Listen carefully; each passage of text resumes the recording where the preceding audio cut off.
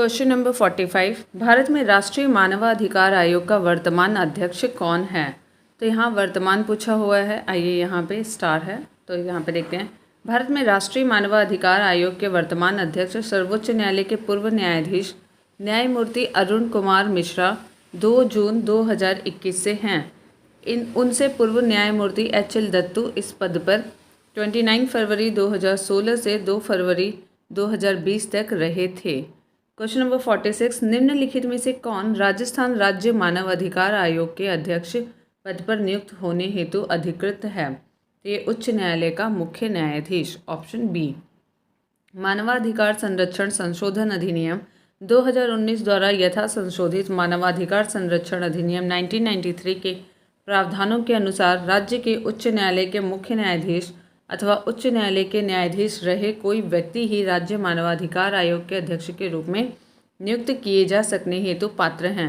राज्य मानवाधिकार आयोग के अध्यक्ष एवं सदस्यों की नियुक्ति संबंधी राज्य के राज्यपाल द्वारा की जाती है।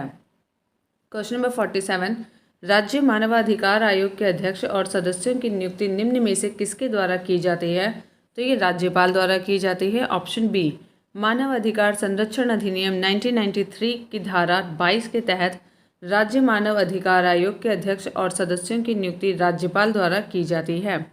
राज्यपाल द्वारा यह नियुक्तियां एक समिति की सिफारिशों के आधार पर की जाती हैं, जिसमें मुख्य मंत्री अध्यक्ष होते हैं तथा सदस्यों के रूप में विधानसभा अध्यक्ष, राज्य गृह मंत्री और विधानसभा के विपक्ष का नेता शामिल होते हैं।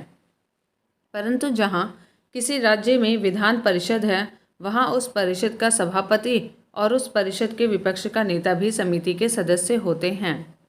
क्वेश्चन नंबर 48, राज्य मानवाधिकार आयोग के अध्यक्ष और सदस्यों की नियुक्ति की जाती है राज्यपाल द्वारा, ऑप्शन ए। ऑप्शन ए यहाँ पे उत्तर है। क्वेश्चन नंबर 49, राज्य मानवाधिकार आयोग के अध्यक्ष और सदस्यों की नियुक्ति के नामों की सिफारिश करने वाली समिति में कौन शामिल नहीं है? हमने मुख्यमंत्री पढ़ा था, गृह मंत्रालय के प्रभारी और विधानसभा के अध्यक्ष, लेकिन राज्यपाल इसमें शामिल नहीं है, ऑप्शन डी। क्वेश्चन नंबर 50, राज्य मानवाधिकार आयोग के सदस्यों के रूप में उच्च न्यायालय का कोई आसीन न्यायाधीश या कोई आसीन जिला न्यायाधीश किसके परामर्श के पश्चात नियुक्त किया जा सकता है? संबंधित राज्य के उच्च न्यायालय के मुख्य न्यायाधीश के परामर्श के बाद, ऑप्शन बी। मानव अधिकार संरक्षण अधिनियम 1993 की धारा 22(1) के तृतीय परंतुक के अनुसार राज्य मानव अधिकार आयोग में सदस्यों के रूप में उच्च न्यायालय का कोई आसीन न्यायाधीश या कोई आसीन जिला न्यायाधीश संबंधित राज्य के उच्च न्यायालय के मुख्यमंत्री से परामर्श करने के पश्चात ही नियुक्त किया जाएगा, अन्यथा नहीं। क्वेश्चन नंबर 51, राज्य आयोग के अध्यक्ष के पद पर हुई रिक्ति की दिशा में किसी एक सदस्य को अध्यक्ष के रूप में कार्य करने के लिए प्राधिकृत करने की शक्ति किसे है? तो ये राज्यपाल को है, ऑप्शन डी। मानव अधिकार संरक्षण अधिनियम 1993 की धारा 25 के अनुसार राज्य आयोग राज्य मानव अधिकार आयोग के अध्यक्ष की मृत्यु, पद त्याग या अन्य कारण से उसके पद में हुई रिक्ति की दशा में राज्यपाल अधिसूचना द्वारा सदस्यों में से किसी एक सदस्य को अध्यक्ष के रूप में तब तक कार्य करने के लिए प्राधिकृत कर सकेगा जब तक ऐसी रिक्ति को भरने के लिए अध्यक्ष की नियुक्ति नहीं हो जाती। अगला प्रश्न, क्वेश्चन नंबर 52, निम्न में से कौन सा एक राज्य मानव अधिकार आयोग का कार्य नहीं है? तो ये मानव अधिकार के उल्लंघन की स्वेच्छा से जांच करना इसका कार्य है। किसी जेल को देखना ये भी है। मानव अधिकारों की सुरक्षा का पुनर्विलोकन करना ये भी है। मानव अधिकारों का उल्लंघन करने वालों को सजा देना ये इस आयोग का कार्य नहीं है, ऑप्शन डी। मानव अधिकारों का उल्लंघन करने वालों को सजा देना राज्य मानव अधिकार आयोग का कार्य नहीं है। अन्य सभी विकल्प राज्य मानव अधिकार आयोग के कार्यों के अंतर्गत आते हैं। क्वेश्चन नंबर 53, राज्य आयोग अपना वार्षिक प्रतिवेदन किसके समक्ष प्रस्तुत करता है? तो ये राज्य सरकार के समक्ष प्रस्तुत करता है, ऑप्शन बी। मानव अधिकार संरक्षण अधिनियम 1993 के अनुसार राज्य आयोग स्टेट कमीशन से तात्पर्य राज्य मानव अधिकार आयोग से है। यह आयोग राज्य सरकार को वार्षिक प्रतिवेदन प्रस्तुत करता है। राज्य सरकार इस प्रतिवेदन को विधानमंडल के सदन और सदनों के समक्ष रखवाता है। क्वेश्चन नंबर 54, आयोग राज्य आयोग का प्रत्येक सदस्य एवं मानव अधिकार संरक्षण अधिनियम के अधीन कृत्यों का प्रयोग करने के लिए आयोग या राज्य आयोग द्वारा नियुक्त या प्राधिकृत प्रत्येक अधिकारी समझा जाता है लोक सेवक। ऑप्शन बी लोक सेवक। मानव अधिकार संरक्षण अधिनियम 1993 की धारा 39 के तहत राष्ट्रीय मानव अधिकार आयोग राज्य आयोग का प्रत्येक सदस्य एवं मानव अधिकार संरक्षण अधिनियम के अधीन कृत्यों का प्रयोग करने के लिए आयोग या राज्य आयोग द्वारा नियुक्त या प्राधिकृत प्रत्येक अधिकारी भारतीय दंड संहिता की धारा 21 के अर्थ में लोक सेवक समझा जाता है। अगला प्रश्न, क्वेश्चन नंबर 55। मानव अधिकार न्यायालयों में मामलों के संचालन के प्रयोजनार्थ राज्य सरकार एक अधिवक्ता को विशिष्ट लोक अभियोजक के रूप में निर्दिष्ट कर सकती है जो कम से कम 7 वर्षों तक प्रैक्टिस में रहा हो। Option D. मानव अधिकार संरक्षण अधिनियम 1993 की धारा 31 के अनुसार राज्य सरकार प्रत्येक मानव अधिकार न्यायालय के लिए अधिसूचना द्वारा एक लोक अभियोजक निर्दिष्ट करेगी या किसी ऐसे अधिवक्ता को जिसने कम से कम 7 वर्ष तक अधिवक्ता के रूप में विधि व्यवसाय किया हो उस न्यायालय में मामलों के संचालन के प्रयोजन के लिए विशेष लोक अभियोजक के रूप में नियुक्त करेगी। Question number 56। भारतीय दंड संहिता की धारा 175, धारा 178, धारा 179, धारा 180 या धारा 228 में वर्णित अपराध के संदर्भ में मानव अधिकार आयोग को समझा जाता है सिविल न्यायालय। ऑप्शन बी सिविल न्यायालय। मानव अधिकार संरक्षण अधिनियम 1993 की धारा 13(4) के अंतर्गत भारतीय दंड संहिता की धारा 175, धारा 178, धारा 179, धारा 180 या धारा 228 में वर्णित अपराध के संदर्भ में मानव अधिकार आयोग को सिविल न्यायालय समझा जाता है। साथ ही 1993 के अधिनियम की धारा 13(5) के तहत मानव अधिकार आयोग के समक्ष प्रत्येक कार्रवाई को भारतीय दंड संहिता की धारा 193 और धारा 228 के अर्थ में तथा धारा 196 के प्रयोजनों के लिए न्यायिक कार्रवाई समझा जाता है और आयोग को दंड प्रक्रिया संहिता 1973 की धारा 195 और अध्याय 26 के सभी प्रयोजनों के लिए सिविल न्यायालय समझा जाता है। Question number 57। सशस्त्र बलों के सदस्यों द्वारा मानव अधिकारों के अतिक्रमण की शिकायतों के बारे में आयोग स्व प्रेरणा से या किसी अर्जी की प्राप्ति पर केंद्रीय सरकार से रिपोर्ट मांग सकेगा। Option C. एक्सप्लेनेशन। मानव अधिकार संरक्षण अधिनियम 1993 की धारा 19 के अनुसार आयोग सशस्त्र बलों के सदस्यों द्वारा मानव अधिकारों के अतिक्रमण की शिकायतों के बारे में कोई कार्रवाई करते समय निम्नलिखित प्रक्रिया अपनाएगा, अर्थात क आयोग स्व प्रेरणा से या किसी अर्जी की प्राप्ति पर केंद्रीय सरकार से रिपोर्ट मांग सकेगा। ख रिपोर्ट की प्राप्ति के पश्चात आयोग यथास्थिति शिकायत के बारे में कोई कार्रवाई नहीं करेगा या उस सरकार को अपनी सिफारिशें कर सकेगा। Question number 58। निम्न में से कौन सी एक संवैधानिक संस्था नहीं है? मानवाधिकार आयोग जो है वो संवैधानिक संस्था नहीं है। Option A. मानवाधिकार आयोग संविधानेतर संस्था है जिसका गठन मानवाधिकार संरक्षण अधिनियम 1993 द्वारा किया गया है।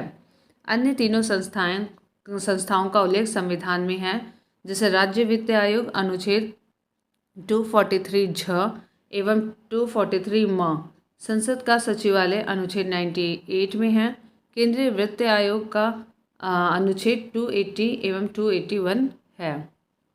Question number 59। निम्न में से किस एक की प्रास्थिति अन्य तीनों से भिन्न है? तो यहाँ पे राष्ट्रीय मानवाधिकार जो है वो अन्य तीनों से भिन्न है। Option C. राष्ट्रीय मानवाधिकार आयोग एक संविधानेतर निकाय है, जबकि अन्य तीनों राष्ट्रीय पिछड़ा वर्ग आयोग जो है वो अनुच्छेद 338 में तथा पिछड़े वर्गों की दशाओं के अन्वेषण के लिए आयोग की नियुक्ति अनुच्छेद 340 में है, वित्त आयोग अनुच्छेद 280 में है और निर्वाचन आयोग अनुच्छेद 324 में है। ये सब संवैधानिक निकाय हैं। Question number 60। निम्नलिखित में से कौन एक सुमेलित नहीं है? तो यहाँ पे राष्ट्रीय विकास परिषद जो है वो 1952 होना चाहिए, जो कि 1954 है। Option B. बाकी अंतर्राज्यीय परिषद 1990, केंद्रीय सतर्कता आयोग 1964 में और राष्ट्रीय मानवाधिकार आयोग 1993 1953 में स्थापित हुए थे। ऑप्शन बी जो है 1952 में स्थापित हुआ था राष्ट्रीय विकास परिषद का। अगला एक्सप्लेनेशन, यहाँ पे सही सुमेलित संस्थाएं इस तरीके से हैं। अंतर्राज्यीय परिषद 1990, राष्ट्रीय विकास परिषद 1952 और केंद्रीय सतर्कता आयोग 1964, राष्ट्रीय मानवाधिकार आयोग 1993। क्वेश्चन नंबर 61, संविधान पुनरीक्षण के लिए नियुक्त राष्ट्रीय आयोग से संबंधित निम्नलिखित कथनों पर विचार कीजिए। इसकी रिपोर्ट अनुशंसात्मक प्रकृति की होगी। इसकी नियुक्ति संसद के अनुमोदन से हुई है। इसकी अध्यक्षता जस्टिस M.N. वेंकटचलैया कर रहे हैं। यह देश की सामाजिक आर्थिक आवश्यकताओं पर अपना ध्यान केंद्रित करेगा। तो यहाँ पे पहला और तीसरा जो है वो सही है, पहला और तीसरा, क्योंकि यहाँ पूछा इनमें से कौन कौन सा सही है। पहला और तीसरा सही होने के नाते ऑप्शन बी करेक्ट आंसर है। संविधान के पुनरीक्षण के लिए आयोग की नियुक्ति 22 फरवरी 2000 को जस्टिस M.N. वेंकटचलैया की अध्यक्षता में केंद्रीय सरकार द्वारा की गई थी, न कि संसद द्वारा। इसका कार्य संविधान के विगत 50 वर्षों के क्रियान्वयन की समीक्षा करना और आज के समय में इसकी प्रभावशीलता का आकलन करना था। आयोग ने अपनी अंतिम रिपोर्ट 31 मार्च 2000 को पेश की। क्वेश्चन नंबर 62, संविधान समीक्षा आयोग जिसे फरवरी 2000 में गठित किया गया है के अध्यक्ष हैं M.N. Venkatachaliah. Option A. Question number 63, केंद्रीय प्रदूषण नियंत्रण बोर्ड का अध्यक्ष कौन है? तो यहाँ पे उत्तर में स्टार है। आइए इसका एक्सप्लेनेशन को देखते हैं। जल प्रदूषण निवारण नियंत्रण अधिनियम 1974 के प्रावधानों के तहत केंद्रीय प्रदूषण नियंत्रण बोर्ड CPCB का गठन सितंबर 1974 में किया गया। इस अधिनियम के अनुसार केंद्रीय प्रदूषण नियंत्रण बोर्ड का एक पूर्णकालीन अध्यक्ष होगा तथा केंद्र सरकार द्वारा पर्यावरण से संबंधित मामलों में विशेष ज्ञान या व्यवहारिक अनुभव वाले व्यक्ति को अथवा पर्यावरण से संबंधित संस्थानों के प्रशासन के ज्ञान और अनुभव वाले व्यक्ति को इसका अध्यक्ष नामित किया जाएगा। वर्तमान में इसके अध्यक्ष शिवदास मीणा 18 मई 2020 से हैं। अगला प्रश्न 64, स्वर्ण सिंह समिति ने जिस प्रश्न पर विचार किया था वह है मूल अधिकारों की तुलना में निदेशक तत्वों को अग्रता। Option C. 1976 में कांग्रेस ने सरदार स्वर्ण सिंह की अध्यक्षता में एक समिति का गठन किया। इसे तत्समय संविधान संशोधन समिति के नाम से जाना गया। 42वां संविधान संशोधन 1976 इस समिति की सिफारिशों का परिणाम है।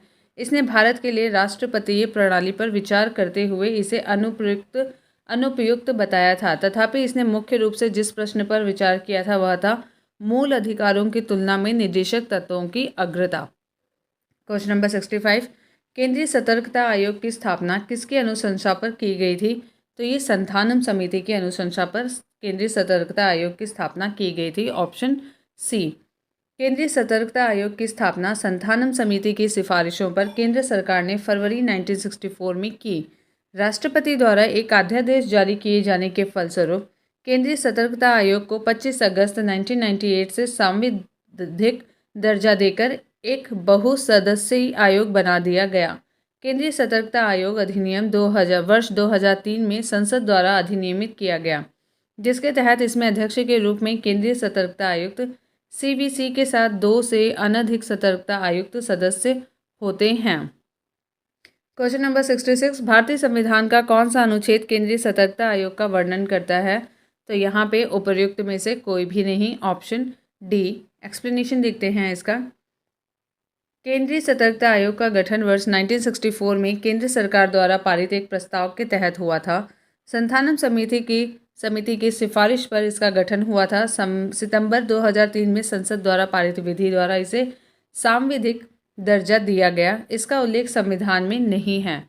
क्वेश्चन नंबर 67, निम्नलिखित में से कौन सा युग्म सही सुमेलित नहीं है? केंद्रीय अन्वेषण ब्यूरो 1963, केंद्रीय सतर्कता आयोग 1964, भ्रष्टाचार निरोधक कानून और प्रवर्तन निदेशालय, यहाँ पे इनके जो हैं दोनों ही अलग हैं। तो आइए इसका एक्सप्लेनेशन में देखते हैं। केंद्रीय अन्वेषण ब्यूरो की स्थापना वर्ष 1963 में हुई थी। केंद्रीय सतर्कता आयोग की स्थापना 1964 में हुई थी, जबकि भ्रष्टाचार निरोधक कानून 1988 में निर्मित हुआ था। प्रवर्तन निदेशालय की स्थापना वर्ष 1956 में हुई थी। अतः स्पष्ट है कि विकल्प सी और डी सही सुमेलित नहीं है। क्वेश्चन नंबर 68, मंडल आयोग जिसके प्रस्तावों के अक्षुण्ण विवाद का सूत्रपात किया है, जो को गठित करने वाले थे? मोरारजी देसाई। Option B Morarji Desai. मंडल आयोग पिछड़ा वर्ग आयोग वर्ष 1979 में तत्कालीन प्रधानमंत्री मोरारजी देसाई के नेतृत्व वाली जनता पार्टी सरकार द्वारा सामाजिक और शैक्षणिक रूप से पिछड़े लोगों की पहचान करने के लिए संविधान के अनुच्छेद 340 के प्रावधान के तहत गठित किया गया था। इसके अध्यक्ष बिंदेश्वरी प्रसाद मंडल थे। इस आयोग में 4 अन्य सदस्य थे: दीवान मोहनलाल, R भोले, दीनबंधु साहू, के सुब्रमण्यम। इनमें से दीनबंधु साहू के नवंबर 1979 में स्वास्थ्य कारणों से इस्तीफा देने के कारण उनके स्थान पर LR नाइक को सदस्य नियुक्त किया गया था। इस आयोग ने 31 दिसंबर 1980 को अपनी रिपोर्ट राष्ट्रपति को सौंपी। क्वेश्चन नंबर 69, मंडल आयोग रिपोर्ट किस वर्ष प्रस्तुत की गई थी? तो ये थी 1980 में। Option C. नेक्स्ट क्वेश्चन 70, वर्ष 1990 में अनुसूचित जाति जनजाति राष्ट्रीय आयोग की रिपोर्ट के अनुसार अनुसूचित जाति एवं जनजाति के अत्याचार का कारण नहीं है, तो ये था धार्मिक कारण। भूमि निर्वसन, बंधुआ मजदूरी और ऋणग्रस्ता इसके कारण थे, लेकिन धार्मिक कारण जो है वो कारण नहीं था इनके अत्याचार का। Option D. वर्ष 1990 में अनुसूचित जाति जनजाति राष्ट्रीय आयोग की रिपोर्ट के अनुसार अनुसूचित जाति और जनजाति के अत्याचार के कारणों में शामिल है भूमि निर्वसन, बंधुआ मजदूरी, ऋणग्रस्ता, जबकि धार्मिक कारण इसमें शामिल नहीं है। क्वेश्चन नंबर 71, भारत के संविधान में निम्नलिखित में से किस अनुच्छेद के अंतर्गत संघ लोक सेवा आयोग और राज्य लोक सेवा आयोग का प्रावधान किया गया है? तो ये है अनुच्छेद 315 315 में। Option A. संविधान के अनुच्छेद 315 के अनुसार संघ के लिए एक संघ लोक सेवा आयोग और प्रत्येक राज्य के लिए एक लोक सेवा आयोग होगा। साथ ही 2 या अधिक राज्यों के परस्पर करार और उन राज्यों के विधानमंडलों के इस आशय का संकल्प पारित करने पर संसद विधि द्वारा उन राज्यों के लिए संयुक्त लोक सेवा आयोग हेतु उपबंध कर सकती है। क्वेश्चन नंबर 72, भारत के संघ लोक सेवा आयोग के लिए निम्न में से कौन सही है? इसका राज्य लोक सेवा आयोग से कोई लेना देना नहीं है। Option B. अनुच्छेद 315 के अंतर्गत संघ एवं राज्यों के लिए लोक सेवा आयोग के गठन का प्रावधान किया गया है। इसके अंतर्गत संघ एवं राज्य का यह कर्तव्य होगा कि वह अपनी अपनी सेवाओं में नियुक्ति के लिए लोक सेवा आयोग की स्थापना करें। भारतीय संविधान के अनुसार संघ लोक सेवा आयोग तथा राज्य लोक सेवा आयोग अपने अपने कार्यों के लिए एक दूसरे से स्वतंत्र हैं। क्वेश्चन नंबर 73, निम्नलिखित में से कौन सही है? संघ लोक सेवा आयोग एक नियामक गठन है, वैधानिक संगठन है। आगे देखते हैं। संसदीय अध्यादेश से स्थापित है, संवैधानिक संगठन है। तो यहाँ पे यह एक संवैधानिक संगठन है। संघ लोक सेवा आयोग का एक संवैधानिक संगठन है क्योंकि इसका गठन संविधान के उपबंधों के तहत किया गया है। ऑप्शन डी यहाँ पे सही उत्तर है। क्वेश्चन नंबर 74, संघ लोक सेवा आयोग अपना वार्षिक प्रतिवेदन सौंपता है राष्ट्रपति को। Option B. अनुच्छेद 323(1) के अनुसार संघ लोक सेवा आयोग का यह कर्तव्य होगा कि वह राष्ट्रपति को आयोग द्वारा किए गए कार्य के बारे में प्रतिवर्ष वार्षिक प्रतिवेदन दे, जिसे राष्ट्रपति एक ज्ञान पत्र मेमोरेंडम सहित संसद के प्रत्येक सदन के समक्ष प्रस्तुत करेंगे।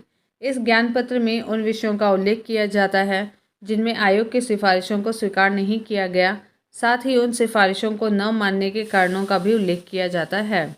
क्वेश्चन नंबर 75, 2 या अधिक राज्यों के लिए एक संयुक्त राज्य लोक सेवा आयोग की स्थापना की जा सकती है। तो यहाँ पे ए और बी दोनों हैं, यानी कि यदि संबंधित राज्य इस संबंध में करार करते हैं और संसद विधि द्वारा संयुक्त राज्य लोक सेवा आयोग नियुक्त करता है। तो यहाँ पे ए और बी दोनों ही सही है। Option C. संविधान के अनुच्छेद 315(2) के तहत यदि 2 या अधिक राज्य यह करार करते हैं कि राज्यों के उस समूह के लिए एक ही लोक सेवा आयोग होगा और यदि इस आशय का संकल्प उन राज्यों में से प्रत्येक राज्य के विधानमंडल के सदन द्वारा या जहां 2 सदन हैं वहां प्रत्येक सदन द्वारा पारित कर दिया जाता है, तो संसद उन राज्यों की आवश्यकताओं की पूर्ति करने के लिए विधि द्वारा संयुक्त राज्य लोक सेवा आयोग की नियुक्ति का उपबंध कर सकती है। क्वेश्चन नंबर 76, सही विकल्प चुनें। 2 अथवा 2 से अधिक राज्यों के लिए संयुक्त लोक सेवा आयोग अध्यक्ष की नियुक्ति कौन करता है? तो ये भारत के राष्ट्रपति के द्वारा होता है। Option A. एक्सप्लेनेशन। भारतीय संविधान के अनुच्छेद 316(1) के अनुसार संघ लोक सेवा आयोग या संयुक्त लोक सेवा आयोग 2 या 2 से अधिक राज्यों के लिए के अध्यक्ष और सदस्यों की नियुक्ति राष्ट्रपति द्वारा की जाती है, जबकि राज्य लोक सेवा आयोग के अध्यक्ष या सदस्यों की नियुक्ति राज्यपाल द्वारा की जाती है। राज्य लोक सेवा आयोग के अध्यक्ष किसके द्वारा नियुक्त किया जाता है? तो यहाँ पे ऑप्शन है सी, राज्य के राज्यपाल द्वारा, ऑप्शन सी। क्वेश्चन नंबर 78, राज्य लोक सेवा आयोग के सदस्यों की नियुक्ति किसके द्वारा की जाती है? तो ये राज्यपाल के द्वारा की जाती है, ऑप्शन बी। क्वेश्चन नंबर 79, संविधान के किस अनुच्छेद के अंतर्गत लोक सेवा आयोग के सदस्य को हटाया जा सकता है? अनुच्छेद 317 के अंतर्गत, ऑप्शन सी। अनुच्छेद 317 के अनुसार लोक सेवा आयोग के अध्यक्ष या किसी अन्य सदस्य को केवल कदाचार के आधार पर राष्ट्रपति के ऐसे आदेश से उसके पद से हटाया जाएगा जो उच्चतम न्यायालय को राष्ट्रपति द्वारा निर्देश किए जाने पर उस न्यायालय द्वारा अनुच्छेद 145 के अधीन इस प्रयोजन के लिए निर्धारित प्रक्रिया के अनुसार की गई जांच के पश्चात इस संबंध में दिए गए प्रतिवेदन के आधार पर जारी किया गया हो। क्वेश्चन नंबर 80, राज्य लोक सेवा आयोग के सदस्य को हटाया जा सकता है उच्चतम न्यायालय की जांच के पश्चात राष्ट्रपति द्वारा।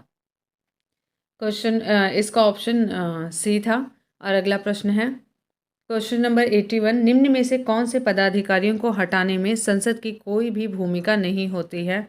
तो यहाँ पे उच्च न्यायालय के न्यायाधीशों, उच्चतम न्यायालय के न्यायाधीशों, अध्यक्ष संघ लोक सेवा आयोग 3 वाले के लिए कोई भूमिका नहीं होती। भारत के नियंत्रक और महालेखा परीक्षक में संसद की भूमिका होती है। तो जो 3 है वो है, आगे देखते हैं, केवल 3 ऑप्शन डी में है, तो ऑप्शन डी यहाँ पे सही उत्तर होगा।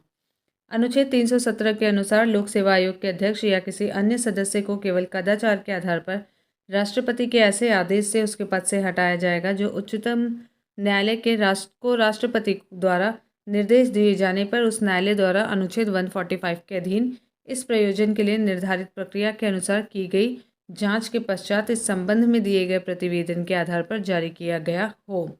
जबकि उच्चतम न्यायालय एवं उच्च न्यायालय के न्यायाधीशों एवं भारत के नियंत्रक महालेखा परीक्षक को हटाने में संसद की भूमिका होती है तथा इन्हें अनुच्छेद 124(4) में उपबंधित रीति से संसद के प्रत्येक सदन द्वारा विशेष बहुमत से समावेदन पारित करने पर राष्ट्रपति के आदेश से हटाया जा सकता है।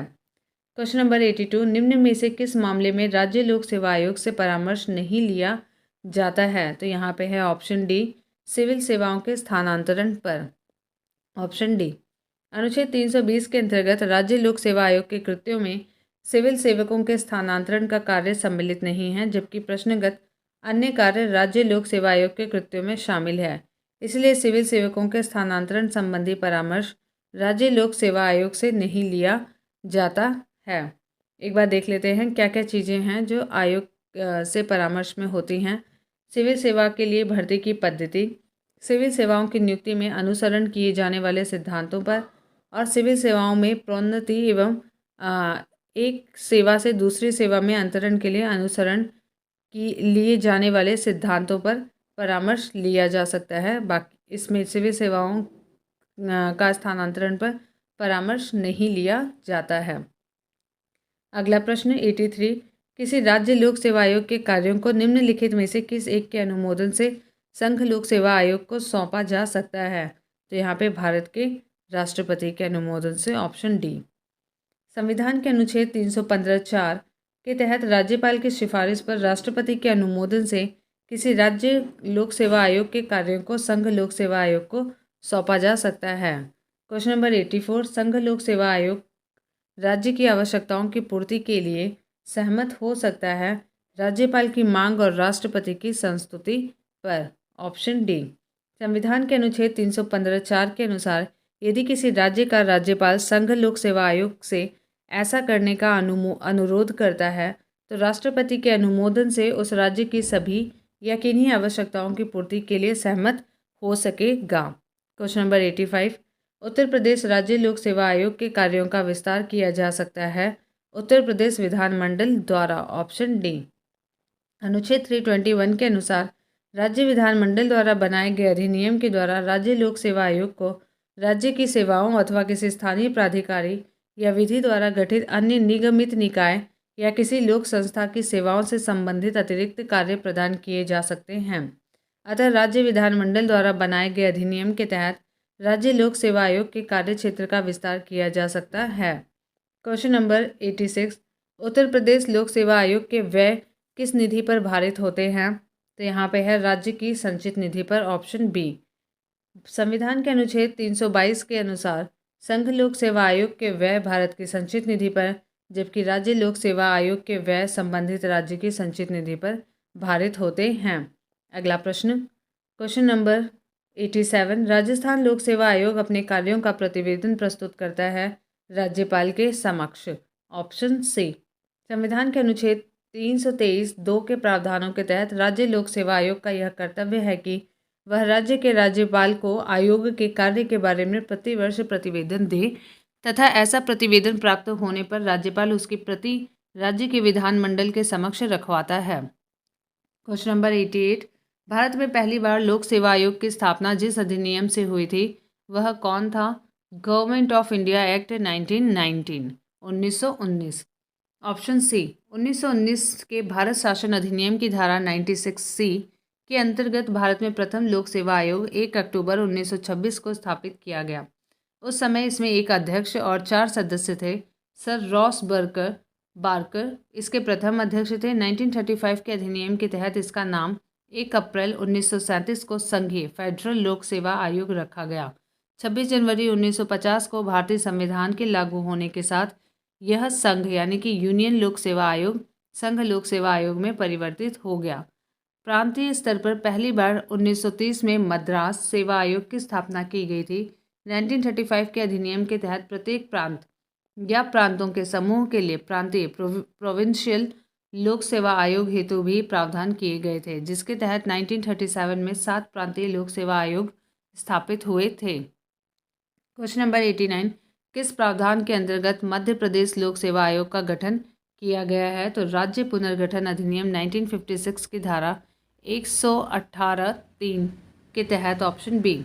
मध्य प्रदेश लोक सेवा आयोग का गठन राज्य पुनर्गठन अधिनियम 1956 की धारा 118(3) के तहत 1 नवंबर 1956 को राष्ट्रपति के आदेश द्वारा किया गया था। अगला प्रश्न, question number 19, Union Public Service Commission की प्रथम महिला अध्यक्ष का नाम था Rose Bathew. Option B. Shrimati Rose M Bathew संघ लोक सेवा आयोग यूनियन पब्लिक सर्विस कमीशन की प्रथम महिला अध्यक्ष थी, जो वर्ष 1992 से 1996 के दौरान इस पद पर रहीं।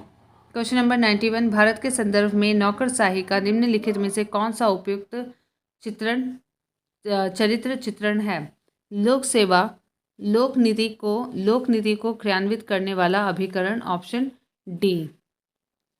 भारत के संदर्भ में नौकरशाही वह माध्यम है जिसके द्वारा सरकार की लोकहितकारी नीतियां जनता तक पहुंचती हैं। इस प्रकार यह सरकार की लोक नीति को क्रियान्वित करने वाला अभिकरण होता है। नौकरशाही से यह अपेक्षित होता है कि वह राजनीतिक रूप से तटस्थ हो। इसका अर्थ यह है कि नौकरशाही नीतियों पर विचार एवं उन्हें कार्यान्वित करते समय किसी राजनीतिक दृष्टिकोण का समर्थन नहीं करती है। इस रूप में नौकरशाही राजनीति से दूर रहती है। भारतीय नौकरशाही का जटिल स्वरूप है। इसमें अखिल भारतीय सेवाएं, प्रांतीय सेवाएं, स्थानीय सरकार के कर्मचारी और लोक उपक्रमों के तकनीकी तथा प्रबंधकीय अधिकारी सम्मिलित हैं। यद्यपि नौकरशाही आर्थिक वृद्धि को सुलभ करने वाले अभिकरण के रूप में कार्य करती है, तथापि राजनीतिक और स्थायित्व लोकसभा में विश्वास मत पर निर्भर करता है। क्वेश्चन नंबर 92, निम्नलिखित में से कौन सा अनुच्छेद प्रसाद का सिद्धांत उल्लिखित करता है? अनुच्छेद 310। Option C. भारतीय संविधान का अनुच्छेद 310 प्रसाद का सिद्धांत उल्लिखित करता है। इसके अनुसार प्रत्येक व्यक्ति जो रक्षा सेवा का या संघ की सिविल सेवा का या अखिल भारतीय सेवा का सदस्य है अथवा रक्षा से संबंधित कोई पद या संघ के अधीन कोई सिविल पद धारण करता है, राष्ट्रपति के प्रसाद प्रयत्न पद धारण करता है। और प्रत्येक व्यक्ति जो किसी राज्य की सिविल सेवा का सदस्य है या राज्य के अधीन कोई सिविल पद धारण करता है, उस राज्य के राज्यपाल के प्रसाद प्रयत्न पद धारण करता है। अगला प्रश्न 93, सिविल सेवाओं में सुधार हेतु PC होता समिति का गठन किस वर्ष किया गया था? तो ये 2004 में किया गया था। Option B. लोक सेवा संबंधी सुधारों के सभी पहलुओं का परीक्षण करने के उद्देश्य से भारत सरकार द्वारा 3 फरवरी 2004 को संघ लोक सेवा आयोग के पूर्व चेयरमैन PC होता की अध्यक्षता में एक समिति का गठन किया गया था। इस समिति ने अपनी रिपोर्ट 30 जुलाई 2004 को सौंपी थी।